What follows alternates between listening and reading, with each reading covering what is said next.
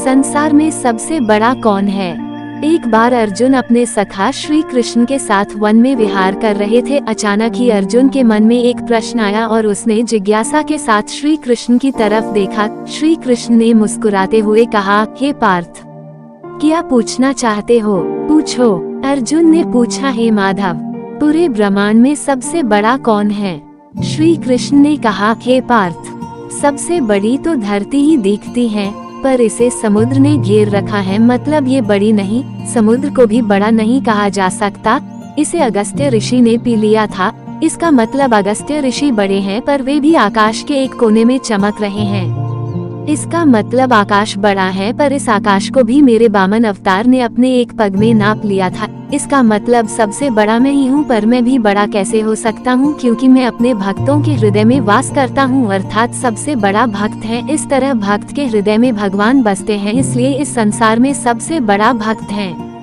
अपनी इस कहानी में मैं यही कहना चाहती हूँ कि ईश्वर कभी खुद को बड़ा नहीं कहता। ईश्वर भक्त के मन में वास करता है।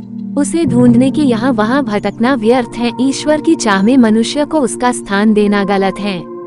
भगवा चौले के भीतर भगवान के दर्शन की इच्छा गलत है। ईश्वर सभी के भीतर है। अपने कर्मों को सद्मार्ग पर ले जाना ही ईश्वर की भक्ति है। उसकी चाह में खुद को धोखा देना ईश्वर को धोखा देने बराबर है।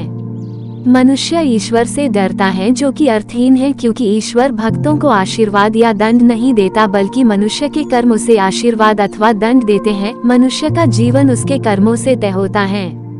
ईश्वर मनुष्य का मार्ग नहीं बनाता। मनुष्य को अच्छे बुरे का विचार खुद करना होता है, और अगर प्रत्येक मनुष्य परहित का विचार करे तो वो कभी गलत नहीं होता। आज के समय में मनुष्य भेड़चाल का हिस्सा होते जा रहे हैं।